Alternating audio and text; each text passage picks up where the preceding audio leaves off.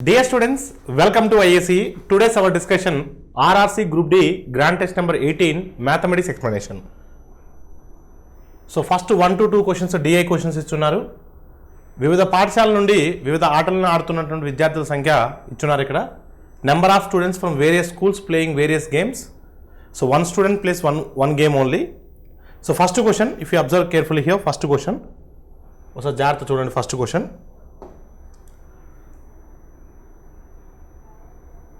So first question, the difference between the total number of students playing basketball from all the schools and total number of students playing cricket from all the schools.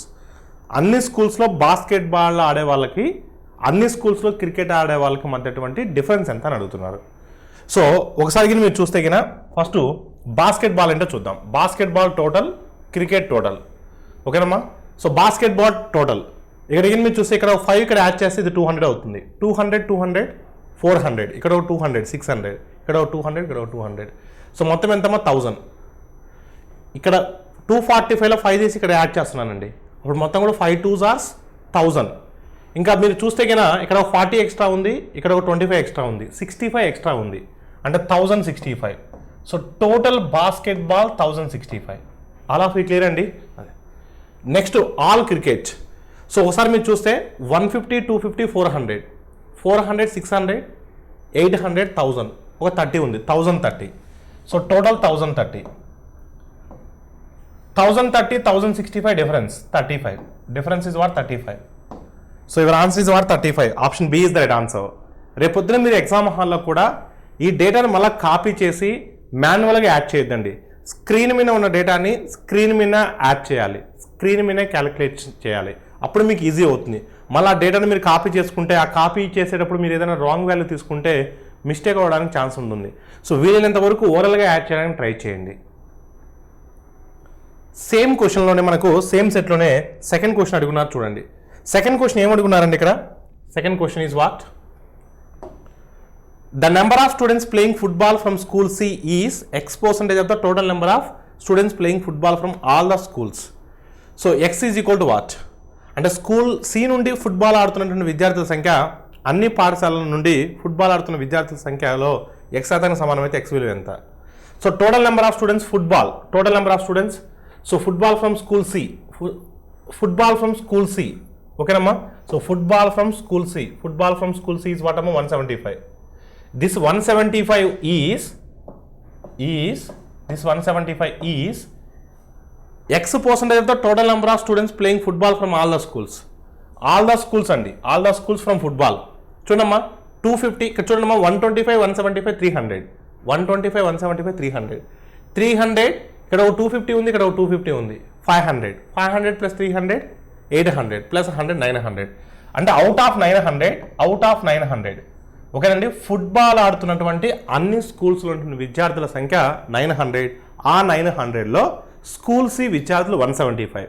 900లో ఈ 175 అనేది how much percentage? ఓకేనమ్మా, they are asking that one, how much percentage, ఓకేనండి. So zeros cancel అవుతాయండి ఆటోమేటిక్గా. 920 times అంటే 180 అండి. అంటే మన answer less than 20 is very closer to 20, less than 20 very closer to 20 అండి. ఇప్పుడు ఇక మీరు చూస్తే less than 20 very closer to 20. So very closer to 20 అండి, కానీ 2 ఆప్షన్స్ ఉన్నాయండి. Very closer to 2 options are there అండి. సో 9 ఎన్ని టైమ్స్ అమ్మా? 9 1s are 9. So reminder is 85. 9 9s are 81. Reminder is 4/9. So 19 4/9 అనేది X% అండి. అంటే X విలువ ఏమవుతుందండి? 19 4/9 అవుతుందండి. Option B is the right answer. So మనకి మరొక చార్ట్ ఇవ్వడం జరిగిందండి ఇక్కడ. The below table gives the rice production each year, ఓకేనమ్మా. సో రైస్ ప్రొడక్షన్ ఇచ్చున్నారు ఇక్కడ మనకు చార్ట్ కింద చూస్తే రైస్ ప్రొడక్షన్ ఇచ్చున్నారు year wise. So question number, so next question మీరు చూసినట్లయితే దీంట్లో what is the increased percentage of production in 2009 compare to 2005? So 2005వ సంవత్సరంతో పోలిస్తే 2009లో ఉత్పత్తి ఎంత శాతం పెరిగింది అమ్మా? 2005తో పోలిస్తే 2005లో 325 ఉంది, 2009లో 495 ఉంది. సో పర్సంటేజ్ ఇంక్రీజ్ అంటే so increase by initial value into 100, ఎంత పెరిగింది by initial value into 100. So 325 495 ఎంత ఇంక్రీజ్ అయిందండి? 170 ఇంక్రీజ్ అయిందండి. ఎంత ఇంక్రీజ్ అయిందమ్మా? 170 ఇంక్రీజ్ అయింది. ఈ 170 దేని మీద ఇంక్రీజ్ అయిందండి? 325 మీద ఇంక్రీజ్ అయిందండి. అంటే 325లో 170 అనేది హౌ మచ్ పర్సెంట్ అండి? ఒక్కసారికి మీరు చూస్తే మాన్యువల్గా క్యాన్సిల్ చేయొద్దండి. 100% అంటే 325, డినామినేటర్లో కనిపించేది మనకు 100% సమానం. 100% అంటే 325 అండి. ఈ 325లో హాఫ్ అంటే ఎంత? 50%. 50% అంటే మనకు 160 పాయింట్ సంథింగ్ వస్తుంది, 162 పాయింట్ సంథింగ్ వస్తుంది. అంటే మన ఆన్సర్ 50% కన్నా ఎక్కువ ఉండాలి. సో ఆప్షన్లు కింద చూస్తే 50% కన్నా ఎక్కువ ఉన్న ఆప్షన్స్ ఏమున్నాయంటే ఒకటే ఆప్షన్ ఉందండి. So your answer is what? Option C. నేను అనేది ఏంటంటే ఇక్కడ 50% కింద మీరు తీసుకున్నట్లయితే 100% 325, 50% తీసుకుంటే 162.5 వస్తుంది. అంటే స్టిల్ నాకు ఇంకా 7.5 కావాలి. అంటే మన ఆన్సర్ 50% కన్నా ఎక్కువ ఉండాలి. సో 50% కన్నా ఎక్కువ ఉన్న ఆప్షన్స్ కింద మీరు చూసుకున్నట్లయితే ఒకటే ఆప్షన్ ఉంది, డైరెక్ట్గా మీరు క్లిక్ చేయొచ్చు. The average age of class is 15.8 years.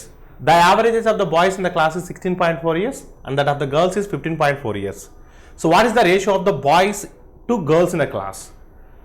So తరగతి సగటు వయసు 15.8 సంవత్సరాలు, తరగతిలోని అబ్బాయిల సగటు వయసు 16.4 సంవత్సరాలు, బాలికల వయసు 15.4 సంవత్సరాలు. ఆయన తరగతిలోని అమ్మాయిలకి అబ్బాయిలకి మధ్య నిష్పత్తి ఎంత? చూడమ్మా, అబ్బాయిల వయసు 16.4 సగటు వయసు, అమ్మాయిల సగటు వయసు సో 15.4. అమ్మాయిల సగటు వయసు ఎంత? 15.4. ఒకసారికి మీరు చూసినట్లయితే క్లాస్ మొత్తం విద్యార్థుల యొక్క సగటు వయసు 15.8. సో మిశ్రమాల ద్వారా చేస్తున్నానండి, మిక్సర్స్ అలిగేషన్స్. డిఫరెన్స్ తీసుకోవాలండి, డయాగోనల్ డిఫరెన్స్. డిఫరెన్స్ అనేది 0.4 అండి, ఇక్కడ డిఫరెన్స్ అనేది 0.6 అండి. ఒకసారికి మీరు చూస్తే సో 2 times క్యాన్సిల్ అవుతుందండి, 3 times క్యాన్సిల్ అవుతుందండి. 0.2 2 times, 0.2 3 times. సో 2:3 అండి. So your answer is what? Option B. Option B is the right answer. Question number 29 అండి. If cosecant 240 degrees is equal to x, then find the value of x.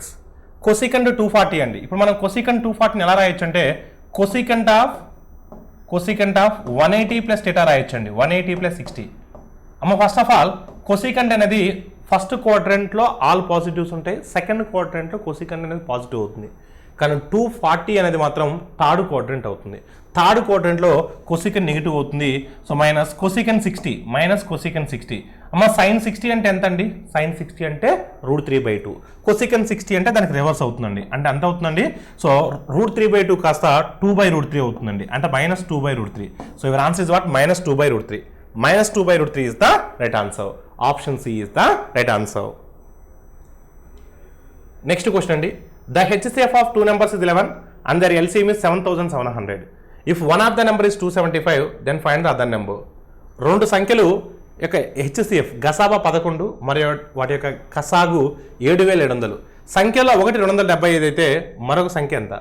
ఒకసారి మీరు చూస్తే product of the two numbers మీకు క్లియర్గా చెప్తున్నాను. ఈ point చాలా important point అని చెప్తున్నాను. Product of the two numbers is equal to product of their LCM and HCF. రెండు సంఖ్యల లబ్ధము ఈజ్ ఈక్వల్ టు వాటి యొక్క కసాగు మరియు గసాబా లబ్ధానికి సమానం. ఒకసారికి మీరు చూస్తే 11 గసాబా కసాగు 7700 ఈజ్ ఈక్వల్ టు రెండు సంఖ్యల యొక్క లబ్ధం. ఒక సంఖ్య ఇచ్చున్నారండి. సో ఒక సంఖ్య ఎంత ఇచ్చున్నారమ్మా? 275 ఇచ్చున్నారండి. అడిగింది మరొక సంఖ్య అడుగుతున్నారండి, N2 మరొక సంఖ్య అడుగుతున్నారండి. ఒకసారి మీరు చూస్తే క్యాన్సిల్ చేయండి అమ్మా. 11 టేబుల్లో 11 2s 11 5s. ఓకేనండి. 25 టేబుల్తో మీరు క్యాన్సిల్ చేస్తే సో 25 3 times 75, 2 ఉంటుంది, 20 ఉంటుందండి. సో మనకు సో 308 times పోతుంది, 308 times. ఓకేనమ్మా. So 25 3 times 75, reminder is 2 20. Skip 0, 25 8s. So 25 8s 200. Exactly 308 times పోతుందండి. So your answer is what? Option C. Option C is the right answer. Worker A takes 8 hours to do a job. Worker B takes 10 hours to do the job. How long should it take worker A and worker B working together? So, but independently.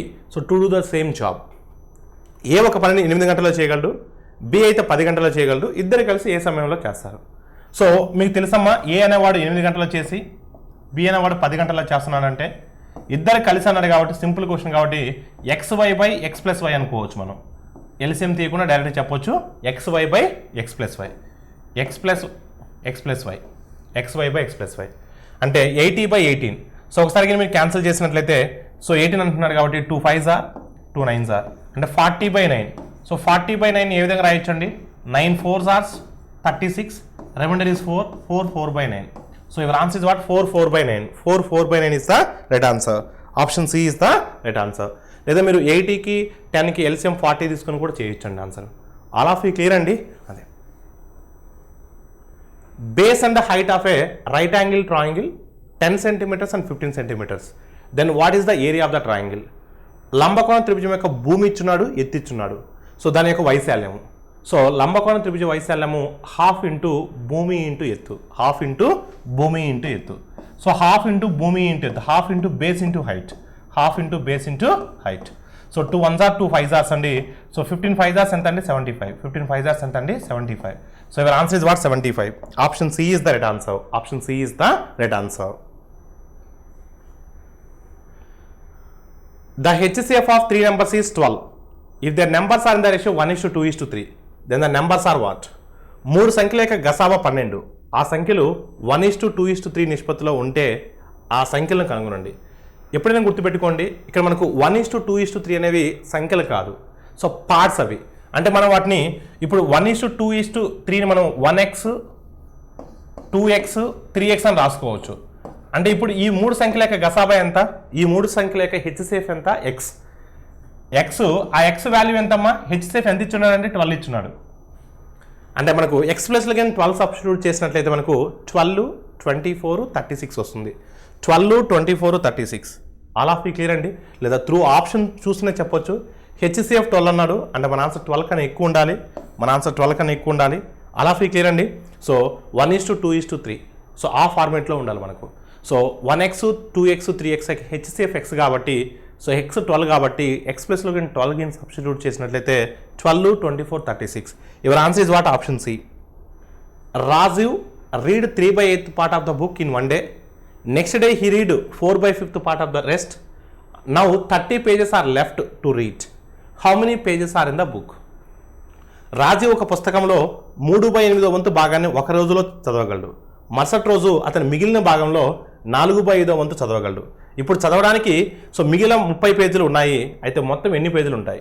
ఎప్పుడైనా సరే ఇలా భిన్న రూపంలో ఇచ్చినప్పుడు ఇక్కడ 3/8 ఇచ్చినాడు, ఇక్కడ 4/5 ఇచ్చినాడు. సో ఈ రెండింటికి మల్టిపుల్ తీసుకోండి. 8కి 4కి 8కి 5కి మల్టిపుల్ అంటే 40. అండ్ నేను టోటల్గా 40 ఉన్నాయనుకుంటున్నానండి. బుక్ పేపర్స్ మొత్తం కూడా టోటల్ 40 పేజెస్ ఉన్నాయనుకుంటున్నాను. ఎప్పుడైనా సరే ప్లెయిన్ నెంబర్స్ ఇస్తే 100 అనుకోవాలి. కానీ ఇలా భిన్న రూపంలో ఇచ్చినప్పుడు మాత్రం సో ఆ హారాల యొక్క కసాగు నెంబర్గా అనుకోవాలి. అప్పుడు మీకు ఈజీ అవుతుంది. సరే ఎక్స్ అనుకున్నా వస్తుంది, 100 అనుకున్నా వస్తుంది, 1 అనుకున్నా వస్తుంది. కానీ మనకి ఈజీ వే ఆఫ్ క్యాలిక్యులేషన్ కావాలి అంటే భిన్న రూపంలో ఇచ్చినప్పుడు, ఫ్రాక్షన్స్ ఫార్మేట్లో ఇచ్చినప్పుడు ఫ్రాక్షన్స్ యొక్క డినామినేటర్స్ యొక్క ఎల్సిఎం నెంబర్గా అనుకుంటే మనకి ఈజీగా డివిజిబుల్ అవుతుంది, క్యాలిక్యులేషన్ ఈజీగా ఉంటుంది, ఆన్సర్ ఈజీగా వస్తుంది. అంటే మొత్తం 40కి అనుకున్నట్లయితే నేను సో మొదటి రోజు 3/8 చదివాడండి. 3/8. సో 3/8 చదివాడు అంటే ఒకసారి మీరు చూడండమ్మా, 3/8 of 40. ఓకేనమ్మా? అంటే 3/8 of 40 అంటే ఎంత అండి? So 8 5s are 5 3s are 15. అంటే 15 పేజెస్ అయిపోయినాయండి. అంటే 15 పేజెస్ అయిపోతే ఇంకెన్ని ఉంటాయేమో? 25 పేజెస్ ఉంటాయండి. మిగిలినవి 25 పేజెస్ అండి. అంటే మొత్తం 40 పేజెస్లో మొదటి రోజు 15 పేజీలు చదివాడు, ఇంకా మిగిలిన 25 పేజీలు అండి. 25 పేజీల్లో రెండో రోజు 4/5 వంతు చదివాడండి. 4/5 వంతు అంటే 25లో 4/5 వంతు అండి. ఓకేనమ్మా? 4/5 వంతు. 5 5 25, 5 4 20 అండి. అంటే 20 పేజీలు చదివేశాడండి. ఇంకెన్ని పేజీలు ఉన్నాయండి? 5 పేజీలు ఉన్నాయండి. ఇంకెన్ని పేజీలు ఉన్నాయి? 5 పేజీలు ఉన్నాయండి. అంటే మనం 40 అనుకుంటే, టోటల్ నెంబరే 40 అనుకుంటే మనకు ఫైనల్గా 5 మిగిలినాయండి. ఫైనల్గా ఎన్ని మిగిలినాయండి? 5 మిగిలినాయండి. కానీ లెక్క ప్రకారం ఇంకా ఎన్ని ఉన్నాయండి పేజెస్? 30 పేజెస్ ఉన్నాయండి. అంటే మనం 40 అనుకుంటే 5 ఉన్నాయండి, కానీ లెక్క ప్రకారం 30 ఉన్నాయండి. So how many times it goes? So that money times it goes అండి. 5వ టేబుల్లో 30 అనేది ఎన్నిసార్లు పోతుందండి? సో 6 సార్లు పోతుందండి. 6 సార్లు పోతుంది. మరి 6 × 40 అంటే 240. 6 × 40 అంటే 240. సో మీ ఆన్సర్ 240 అవుతుందండి. మీ ఆన్సర్ ఏమవుతుందండి? 240 అవుతుంది. అంటే టోటల్గా ఆ బుక్లో ఉన్నటువంటి పేజెస్ 240 పేజెస్ అండి. అలా ఫీ క్లియర్ అండి. అది మీరు 100 అనుకుని కూడా చేయొచ్చండి. కానీ 100 అనేది 8కి డివిజిబుల్ కాదండి, డెసిమల్స్లో వస్తుందండి. ఎక్స్ అనుకుని వెళ్ళినా కూడా టైం పడుతుందండి. కానీ ఇలా ఇప్పుడు నేను చెప్పిన విధంగా వెళ్ళినట్లయితే మీ క్యాలిక్యులేషన్ పార్ట్ ఈజీ అవుతుంది. In a mixture of 60 liters, the ratio of milk and water is 2:1. So how much more water must be added to make it ratio 1:2? 60 లీటర్ల మిశ్రమంలో పాలు మరియు నీటి నిష్పత్తి 2:1గా ఉంది. దాని నిష్పత్తి 1:2గా చేయడానికి ఎంత ఎక్కువ నీరు కలపాలి? ఫస్ట్ ఓరల్గా చెప్తాను చూడండి. 60 లీటర్లు ఉందండి, 2:1. 2:1 అంటే మొత్తం 3 పార్ట్స్ అండి. 3 పార్ట్స్ అంటే 60, 1 పార్ట్ అంటే 20. అంటే దాంట్లో మిల్క్ 2 పార్ట్స్ ఉంది కాబట్టి మిల్క్ 40 లీటర్స్, వాటర్ 20 లీటర్స్. ఇప్పుడు మనం ఎంత వాటర్ యాడ్ చేస్తే రేషియో అనేది 1:2 అవుతుంది. అంటే మనం వాటర్ యాడ్ చేసేటప్పుడు మిల్క్ కాన్స్టెంట్గా ఉంటుంది. అంటే మిల్క్ 40 లీటర్సే ఉంటాయి. వాటర్ యాడ్ చేసిన తర్వాత రేషియో 1:2 అంట. అంటే 1 పార్ట్ అంటే 40 లీటర్స్, 1 పార్ట్ అంటే 40 లీటర్స్, మరి 2 పార్ట్స్ అంటే 80 లీటర్స్. అంటే ఫైనల్గా మనకు వాటర్ 80 లీటర్స్ ఉండాలి. ఫైనల్గా వాటర్ 80 లీటర్స్ ఉండాలి. ఆల్రెడీ ఎన్ని లీటర్స్ ఉన్నాయి? 20 లీటర్స్ ఉన్నాయి. అంటే మనం ఎంత ఎక్స్ట్రా యాడ్ చేయాలి? 60 లీటర్స్ ఎక్స్ట్రా యాడ్ చేయాలి. So your answer is what? 60 litres. Option D is the right answer. Once again I will explain. ఒకసారి మీ జాగ్రత్త చూడమ్మా. 60 లీటర్స్ ఉన్నాయండి, 2:1. అంటే 2:1 అంటే సో మనకు 2:1 అంటే సో 40 లీటర్స్ మిల్క్ ఉంటుంది. 40 లీటర్స్ ఏముంటుందమ్మా? మిల్క్ ఉంటుంది. సో వాటర్ ఎన్ని లీటర్స్ ఉంటుందండి? 20 లీటర్స్ ఉంటుంది. వాటర్ 20 లీటర్స్ ఉంటుంది. ఇప్పుడు నేను వాటర్ యాడ్ చేస్తున్నానండి. వాటర్ యాడ్ చేస్తే మిల్క్ ఇటు ఏమి యాడ్ అవుతుందండి, వాటర్లో మిల్క్ ఉండవండి. అంటే మిల్క్ అనేది 40 ఉంటాయండి. ఇక్కడ చూస్తే అలా వాటర్ యాడ్ చేసిన తర్వాత రేషియో 1:2 అవుతుందండి. అంటే 1 పార్ట్ ఏమో మిల్క్, 1 పార్ట్ అంటే 40, వాటర్ 2 పార్ట్స్ అవుతుందండి. ఇప్పుడు 1 పార్ట్ 40 అయినప్పుడు 2 పార్ట్స్ ఎంత అవ్వాలి? 80 అవ్వాలి. అంటే ఫైనల్గా మనకు వాటర్ అనేది 80 లీటర్స్ ఉండాలి. ఫైనల్గా వాటర్ 80 లీటర్స్ ఉండాలంటే ఆల్రెడీ 20 లీటర్స్ ఉంది. మనం ఎంత ఎక్స్ట్రా యాడ్ చేయాలి? 60 లీటర్స్ ఎక్స్ట్రా యాడ్ చేయాలి. మనం 60 లీటర్స్ ఎక్స్ట్రా యాడ్ చేయాలి. So your answer is what? Option D. If the sum of the 2 numbers is equal to 8 times of their difference, then what is the ratio of the numbers? 2 సంఖ్యల యొక్క మొత్తము వాటి వ్యత్యాసానికి 8 రెట్లైనా so అప్పుడు ఆ సంఖ్యల యొక్క నిష్పత్తి ఎంత? సమ్ ఆఫ్ ద 2 నెంబర్స్ అండి. 2 నెంబర్స్ a ప్లస్ బి అనుకుందాం. Some of the 2 numbers is equal to 8 times of their difference అండి. అంటే 8 times ఆఫ్ దేర్ డిఫరెన్స్. అలా ఫీ క్లియర్ అండి. సో ఒకసారి మీరు చూడమ్మా, ఇక్కడ 8 ఏముంది, ఇక్కడ ఏముందండి. అంటే సో మనం డిఫరెన్స్ కింద చూసినట్లయితే 7a అవుతుందండి. ఓకేనమ్మా, ఈ ఏ వదలకపోతే ఇక్కడ 8b ఉందండి, -8b. ఆ -8b యువతలకు వస్తే ఏమవుతుందండి? 9b అవుతుందండి. అంటే a by b is equal to 9:7. a by b is equal to what అమ్మా? 9:7. So 9:7 is the right answer. Option C is the right answer.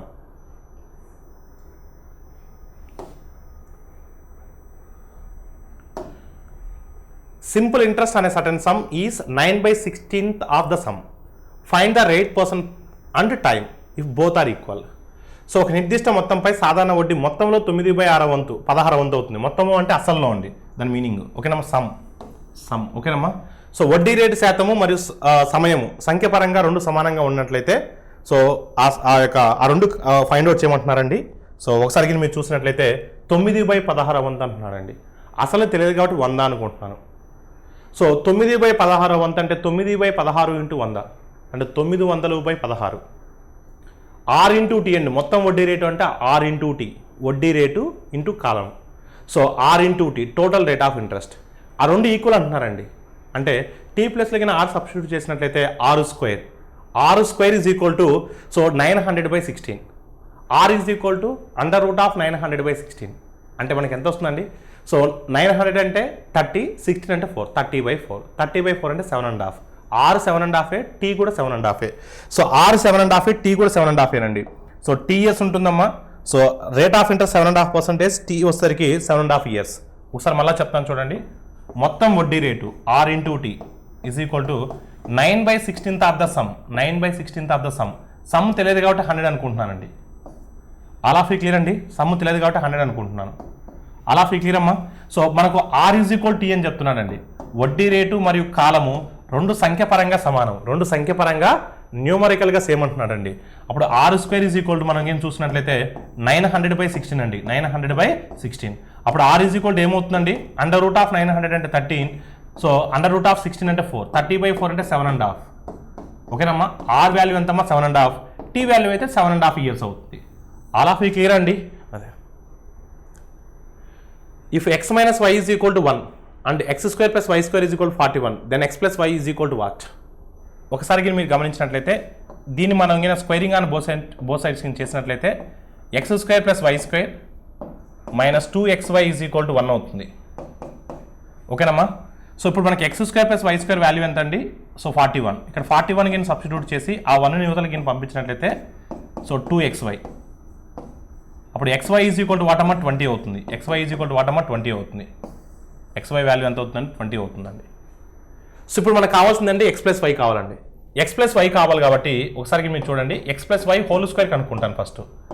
x plus why whole square, x plus why whole square is equal to x square plus why square plus 2 times of xy, 2 times of xy.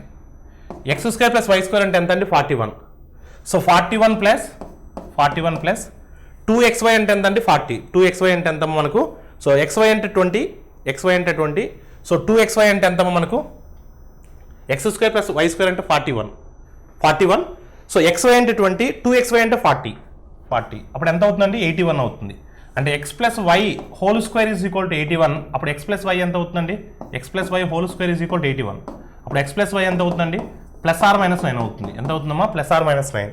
So your answer is what? Option C. Option C is the right answer. If the perimeter of a square 16 centimeters, then area of the square is what? ఒక చదరపు చుట్టుకొలత, ఒక చదరపు కాదం ఇది, ఒక చతురస్రం చుట్టుకొలత. So ఒక చతురస్రం చుట్టుకొలత, ఓకేనమ్మా? ఒక చతురస్రం చుట్టుకొలత 16 సెంటీమీటర్లు ఉంటే అప్పుడు ఆ చతురస్రం యొక్క వైశాల్యం ఎంత? సో ఆ చతురస్రం యొక్క వైశాల్యం ఎంత? ఓకేనమ్మా? చతురస్రం యొక్క వైశాల్యం ఎంత? చూడమ్మా, perimeter of a square 16. Perimeter of a square is nothing but 4a. 4a is equal 16. 4a is equal 16, then a is equal to 4.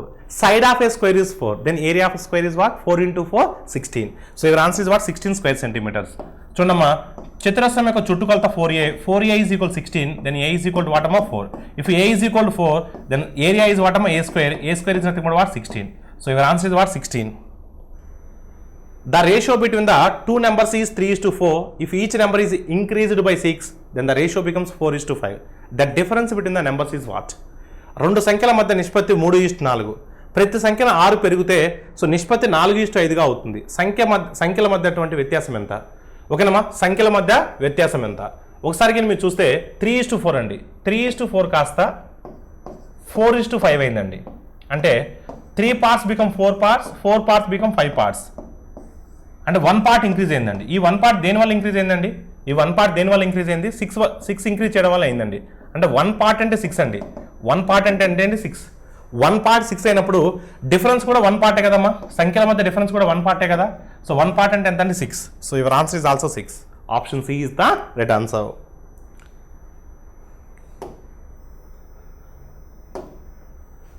A person can row 7.5 kilometers in still water and he finds that it takes him twice as long as to row up as to row down the river. So the speed of the stream is what? ఒక వ్యక్తి నిశ్చల నీటిలో గంటకు 7.5 కిలోమీటర్ల వేగంతో ప్రయాణించడం, వ్యతిరేక దిశలో ప్రయాణించిన సమయం ప్రవాహ దిశలో ప్రయాణించిన సమయానికి 2 రెట్లు ఉన్నట్లయితే ప్రవాహ వేగం ఎంత? ఒకసారి మీరు చూసినట్లయితే మనిషి అంటే బి ఇచ్చున్నాడండి, పడవ వేగం ఇచ్చున్నాడు, మనిషి వేగం ఇచ్చున్నాడండి బి. ఇప్పుడు మనకు దిగువకి ఎంతైతే సమయం పడుతుందో ఎగువకి 2 రెట్లు సమయం పడుతుందంట. అంటే ఒకసారి మీరు చూడండి అమ్మా, దిగువకి అంటే బి ప్లస్ సి కదా, దిగువకి అంటే బి ప్లస్, ఎగువకి అంటే బి మైనస్ సి. సమయము 2:1 అన్నాడండి. అప్పుడు స్పీడ్ ఏమవ్వాలి? 1:2 అవ్వాలి. అంటే దిగువకి 2 భాగాలు స్పీడ్ ఉంటే ఎగువకి 1 భాగం ఉండాలి. బి ప్లస్ సి అంటే 7.5 ప్లస్ సి, 7.5 మైనస్ సి. అంటే ఇక్కడ 7.5కి ఏ నెంబర్ ఈజీగా యాడ్ చేయొచ్చు, 7.5లోంచి ఏ నెంబర్ ఈజీగా సబ్ట్రాక్ట్ చేయొచ్చు. మీరు కానీ ఆప్షన్లు కానీ చూసినట్లయితే 7.5కి ఏ నెంబర్ ఈజీగా యాడ్ చేయొచ్చు, 7.5లోంచి ఏ నెంబర్ని ఈజీగా సబ్ట్రాక్ట్ చేయొచ్చు. చూస్తూనే మనం చెప్పొచ్చు 2.5 అని. ఇక్కడ 2.5 కింద తీసుకుంటే ఇది 10 అవుతుంది, ఇక్కడ 2.5 కింద తీసుకుంటే ఇక్కడ 5 అవుతుంది. అంటే స్పీడ్స్ రేషియో అనేది 10:5 ఉందంటే, స్పీడ్స్ రేషియో 10:5 ఉందంటే అప్పుడు టైమ్స్ రేషియో ఏమవ్వాలి? 5:10 అవుతుంది కదా, ఇన్వర్స్ అవుతుంది కదా డిస్టెన్స్ కాన్స్టెంట్ అయినప్పుడు. అప్పుడు 2 రెట్లు అవుతుందా లేదా సమయం అనేది? సో అలా ఈజీగా అటాక్ చేయొచ్చు. So your answer is what? 2.5 km/h. అంటే ప్రవాహ వేగం 2.5 కింద ఉన్నట్లయితే మనకు దిగువకి ఎంతైతే సమయం పడుతుందో దిగువకు పట్టే సమయం కన్నా ఎగువకి రెట్టింపు సమయం పడుతుంది. ఆల్ ఆఫ్ యూ క్లియర్ అండి? అదే. సో సింప్లిఫికేషన్ అడుగుతున్నారండి. ఒకసారి కానీ మీరు చూస్తే ఈ ఫార్మేట్ ఎలా ఉందంటే a² - b² a - b ఫార్మేట్లో ఉందండి. అంటే ఇక్కడ మీరు కానీ గమనించినట్లయితే a² - b² మనం a + b × a - b రాయొచ్చు అండి. a + b × a - b రాయొచ్చు.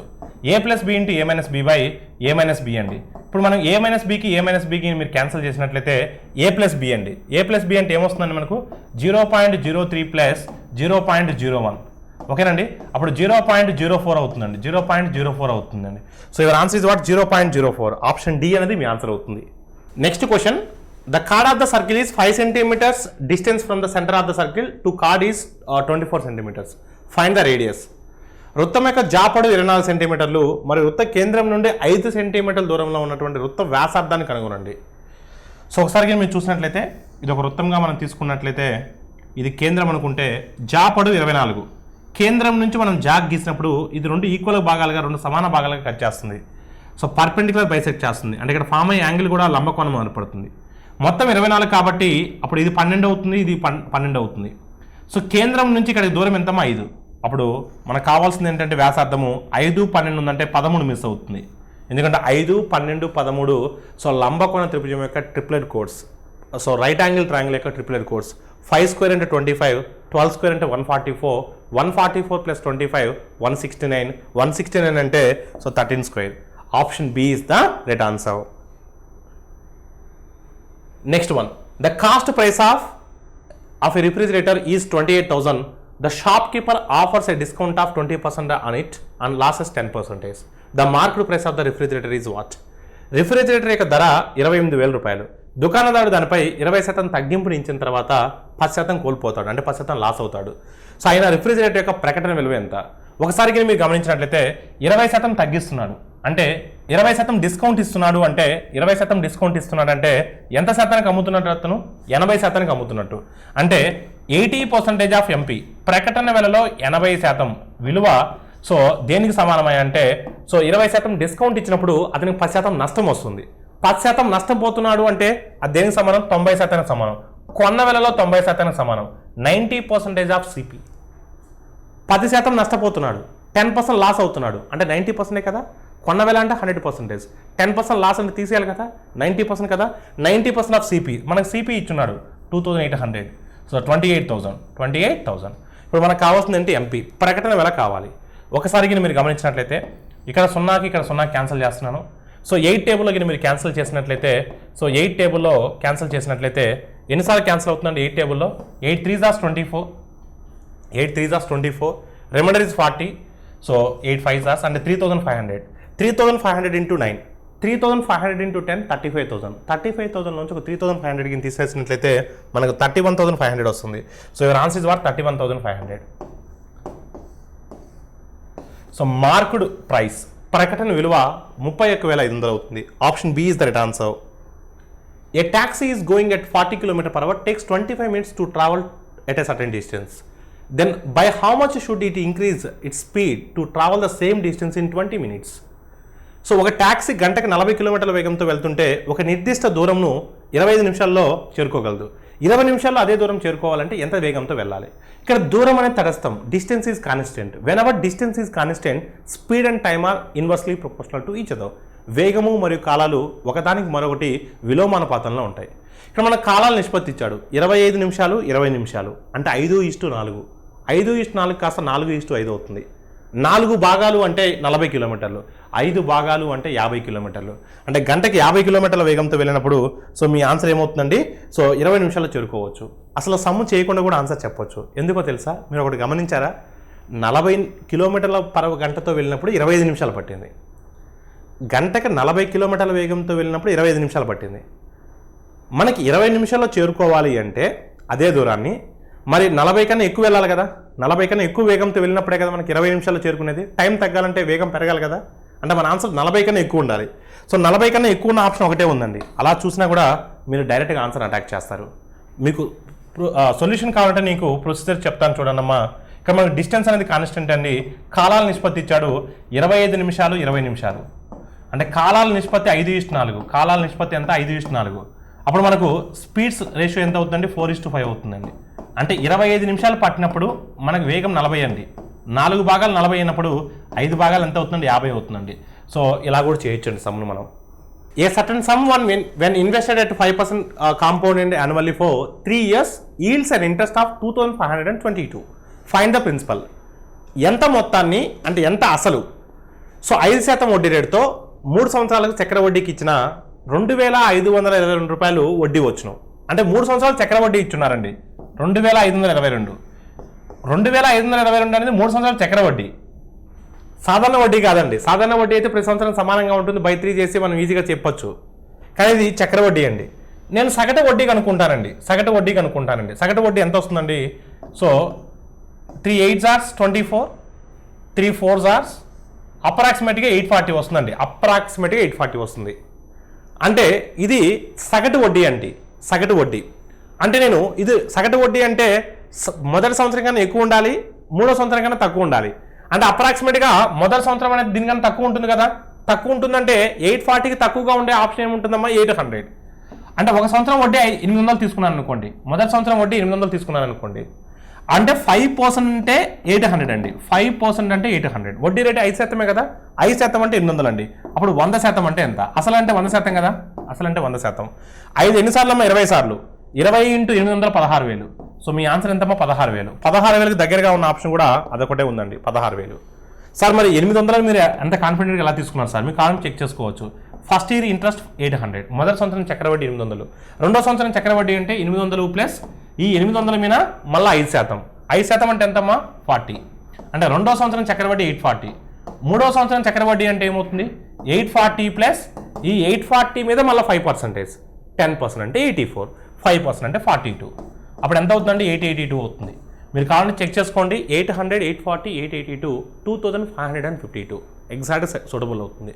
సో మనం ఇలాంటి క్వశ్చన్స్ వచ్చినప్పుడు ఫస్ట్ సగటు వడ్డీని కనుక్కోవాలి.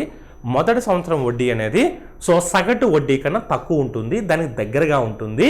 ఆ విధంగా నేను 800 అనే అజంప్షన్ చేసుకున్నాను. అలా ఫీ క్లియర్ అండి. అదే A started a business investing 35,000. After 6 months, B joined him with a capital of 60,000. At the end of the year, the total profit was 26,000. What will be the difference between their shares of profit of A and B?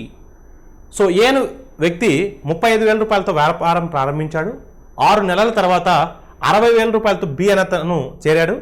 సంవత్సరం చివరన వారి మొత్తం లాభం 26,000 అయినా వారి లాభాల మధ్య భేదం ఎంత? ఒకసారికి మీరు చూసినట్లయితే 35,000 60,000, 35,000 60,000 అంటే 35 భాగాలతో 12 నెలల పాటు మొదటి వ్యక్తి. రెండో వ్యక్తి 60 భాగాల పాటు 60 భాగాలతో 6 నెలల తర్వాత జాయిన్ అయ్యాడు. అంటే 6 నెలల తర్వాత జాయిన్ అయ్యాడు అంటే మరొక 6 నెలలు మాత్రమే బిజినెస్లో ఉన్నట్టు. ఇది పెట్టుబడుల నిష్పత్తి. పెట్టుబడుల ఆధారంగానే లాభాల నిష్పత్తి కూడా ఉంటుంది. సో ఒకసారికి మేము చూస్తే 12 5 5 ఏళ్ళు అంటే 7:6. పెట్టుబడుల నిష్పత్తి ఇన్వెస్ట్మెంట్స్ రేషియో 7:6. ఇన్వెస్ట్మెంట్స్ రేషియో ఈ 7:6. Total is 13 parts. 13 parts is what అమ్మా? 2,600. 13 parts is what? 26,000. అంటే ఈచ్ పార్ట్ ఎంత అవుతుందండి? 2,000 అవుతుందండి. మనకు కావాల్సిన డిఫరెన్స్ ఆఫ్ దేర్ ప్రాఫిట్స్ అండి. డిఫరెన్స్ అంటే 1 part అండి. సో 1 part అంటే ఎంత వచ్చిందో మనకు 2,000 వచ్చిందండి. అంటే వాళ్ళ ప్రాఫిట్స్ మధ్య డిఫరెన్స్ ఎంత అండి? 2,000 rupees. Option B is the right answer. Find the sub duplicate ratio of 4:9. So sub duplicate ratio అండి అంటే 4కి 9కి యొక్క వర్గమూలాల నిష్పత్తి ఎంత అండి? సబ్ డూప్లికేట్ రేషియో వర్గమూలాల నిష్పత్తి అంటే √4 √9. √4 అంటే ఏంటమ్మా? 2. √9 అంటే ఏంటమ్మా? 3. So 2:3. So your answer is what? 2:3. Option A is the right answer.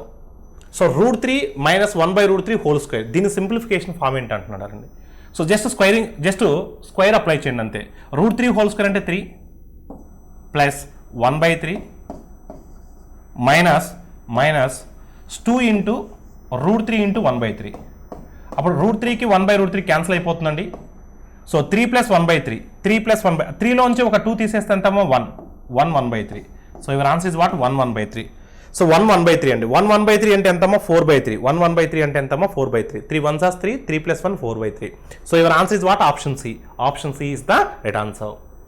This is all about RRC Group D Grand Test number 18 Mathematics explanation. Thank you all of you.